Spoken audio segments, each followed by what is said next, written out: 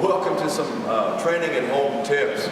Training at home tips is just something quick that you can do with minimal material, minimal investment, and minimal time in. It's kind of fun, and it has enough depth to it to where it can keep you in shape and definitely enhance your sensitivity and your overall skill using something as simple as a bow staff or a pole or a broom handle. I'm using a dog bowl as a retainer, but out in the yard you don't need that. The lawn itself does it. And as you get better, which I'll show you later, there's another aspect of doing this on a hardwood floor like this is. So I'm going to start off just showing you some basic applications and quick understandings. You can start playing around with it right away. And from there, just experimentation. That'll do. You'll learn everything that needs to be learned through experimentation, trial and error, or I'll probably have a DVD out on this about 55 minutes long in the future, involving more in-depth detail and stuff like this. For those of you that want to go there, right now, this isn't about learning an art, it's just about a little trick as a fitness regimen, a daily thing that you can do that enhances your sensitivity and your overall flow. All right, we've got a staff and a dog bowl. We have two motions that the human body makes, and that is you're either open or closed. One hand can be open and the other closed, both open, both closed. So same here. This is a closed position. So when I lay this in the back of my hand, that's where it's at, right there. Closed position. If I exchange, same. If I laid it here, now irregardless of whether it's palm up or palm down, the back of my hand, I'm in the open position. So same way here, I could say this is my wrist, the inside of my wrist, and this is the back of my hand here, like so. So irregardless, back of the hand, palm side, closed. Palm up or palm down, open. Those are your positions. All right, we start off as in any type of Bhagavad basic exercise. You're going to come in with a cutting hand here. Now, walk the circle. Learn to walk the circle. The stick will move more in the lawn or perhaps than in this dog bowl. But that requires a little sensitivity. If I do it on the hardwood, it's almost like the stick is alive. Now it moves with me. I can either chase it and move around it, but this takes more skill. You need to learn using a retainer. Could be a piece of lawn or a dog bowl like I'm using. I use a lot of different things just to keep it from sliding so that I can get this technique down. All right, so you're walking the circle. I want you to walk both clockwise and counterclockwise. Okay? Some people, when they walk the circle, they skate. Okay, practice this. Just walk the circle. If you study Bhagavad at all, you realize this has health and many other benefits. Now, you're using the cross position to do it. Position one. Now the open position. From here, how you set your hands, you can walk the circle here. Lay it over into the other position. I chase the stick once again. Right? You practice. Get a feel. Same for the beginning. So, position one, position two. Practice the circle. Make sure you have the transition between position two and position one. Two.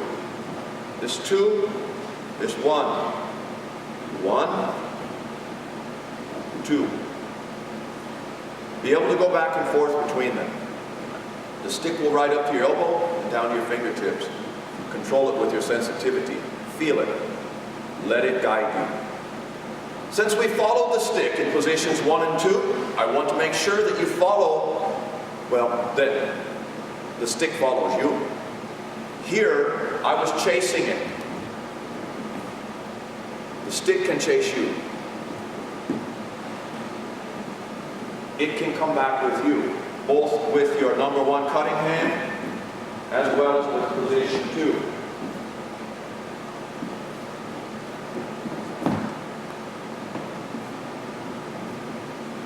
about 5 feet long. Don't get it too long. The lower you go, the more difficult the transition because of gravity. The more you can stand it up. Move you, not the stick. You can move around it. See? I'm moving around the stick now, where here, that's difficult. I gotta move more. So, like a video game, you can increase your levels of difficulty by the inclination of your training device. All right, so we started off with open and closed positions.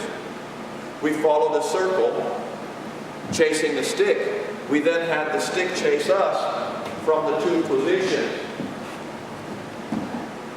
Right? Righto. Very good.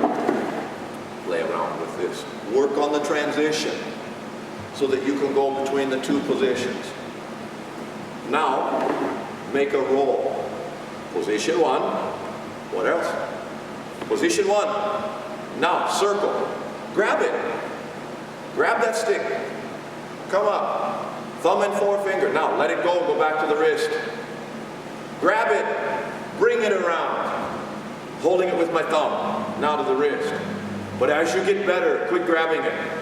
As you get better, just like this. See? No grab. Straight hand. Thumb tucked. Now, circle. 1. There. Develop your skill. Of course, you have to do it on this side. Start by grabbing it.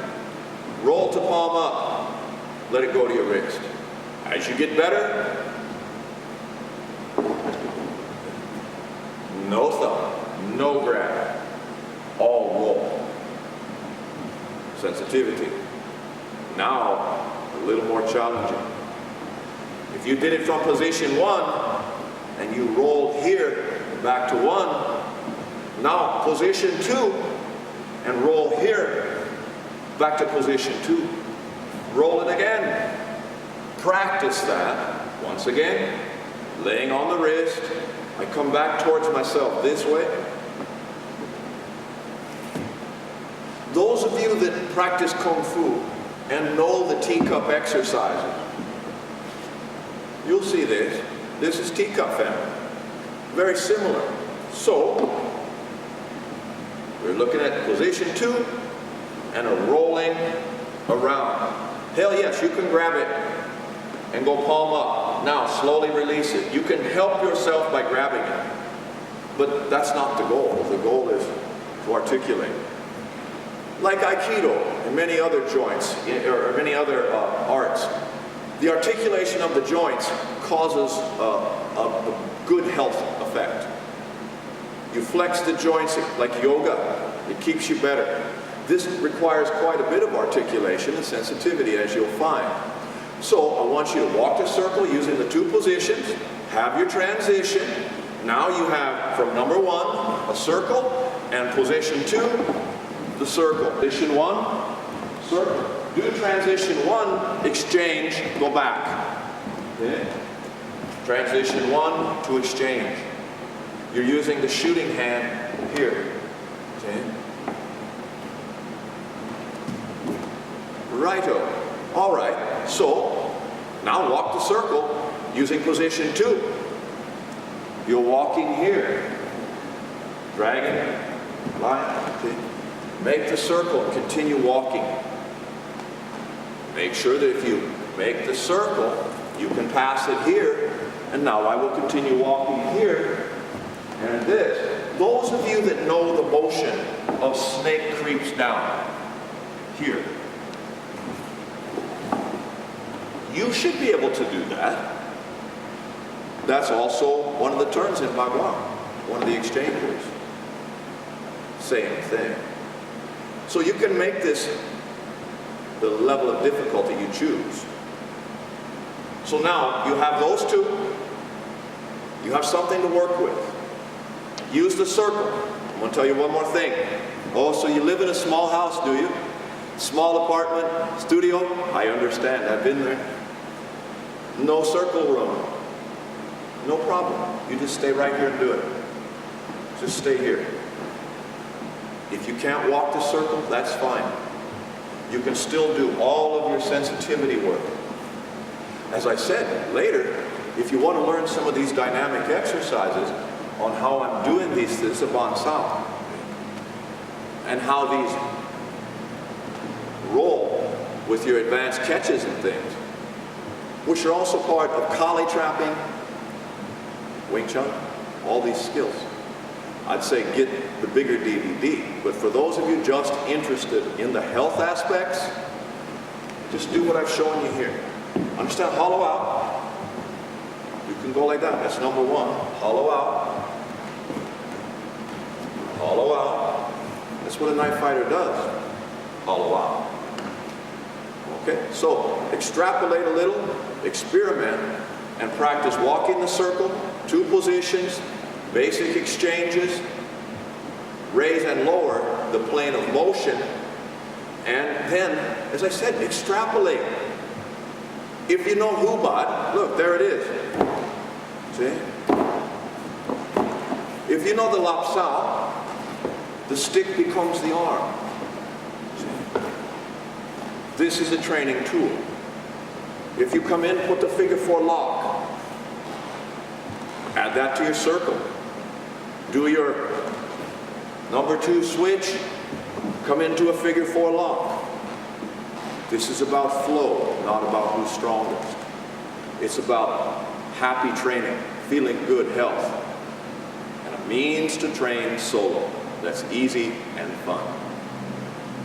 I'll see you next time. Thanks.